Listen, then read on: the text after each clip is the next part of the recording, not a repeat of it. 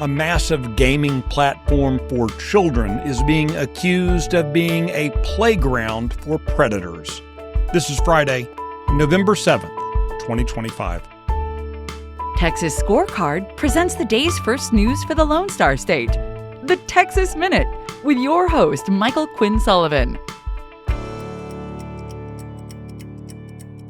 We've made it to Friday. Thanks for starting the end of your week with the Texas Minute. 10% of all of the airports hit with mandatory FAA flight reductions are here in the Lone Star State. More on that story coming up. Texas Attorney General Ken Paxton has filed a sweeping lawsuit against the Roblox Corporation, accusing the multi-billion-dollar gaming company of deceiving parents about the dangers of its platform.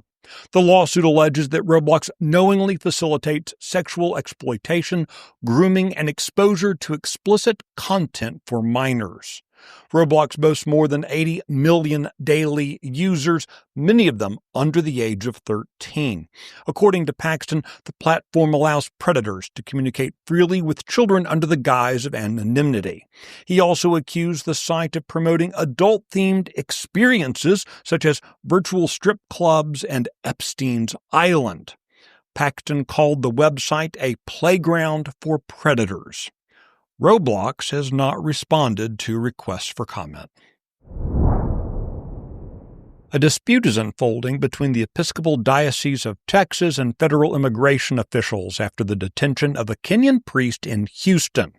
According to Episcopal Church officials, the Reverend James Mwangi was detained on October 25th by U.S. Immigration and Customs Enforcement while returning home from work. According to Episcopal Bishop Andrew Doyle, Mwangi is a, quote, legally employed Kenyan clergy member who recently helped found a Swahili congregation. ICE disputes those claims, saying Mwangi entered the United States on a B-1 visa that expired nearly 18 months ago.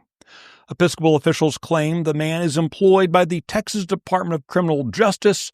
TDCJ has not responded to inquiries. As the government shutdown continues, the Federal Aviation Administration has been forced to reduce air traffic nationwide, with Texas among the hardest hit. Beginning this morning, the FAA is cutting flights by 10% at 40 of the nation's largest airports due to staffing shortages among air traffic controllers, many of whom are working without pay because of the Democrat-led shutdown. Of those 40 airports, 4 are in Texas. That would be Dallas-Fort Worth International, Dallas-Love Field, Houston's George Bush Intercontinental, and Houston Hobby. While the reductions will be concentrated at major hubs, officials warn that travelers at other airports could still face delays or cancellations. So, if you're flying this weekend, you might want to download a couple of Texas Scorecard's recent documentaries, maybe a few of our podcasts that you haven't checked out, because you're probably going to have a wait. Just an idea. The Texas Minute will be right back. Hey there, it's Chris Salcedo. Join me weekdays at 9 o'clock in the morning on the Salcedo Storm podcast. The Salcedo Storm is your go-to source for all things national, state, and cultural news, plus some insightful interviews to keep you in the know. Texas law prohibiting sexual performances in front of children is enforceable. That, according to a decision yesterday from the U.S. Fifth Circuit Court of Appeals. Passed in 2023, the law regulates sexually oriented performances on public property and in the presence of minors. A federal district court had blocked its enforcement before the law could even take effect. A drag performer and others in the drag industry had sued, claiming the prohibition is a violation of the First and 14th Amendments. Someone needs to force these people to explain why they feel the need to perform in front of children. You can find details on all the stories mentioned today and keep up with the latest news by visiting TexasScorecard.com.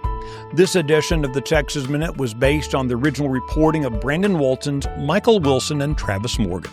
Our producer is Nick Shepard. I look forward to seeing you out around the Lone Star State. Now go have a great weekend.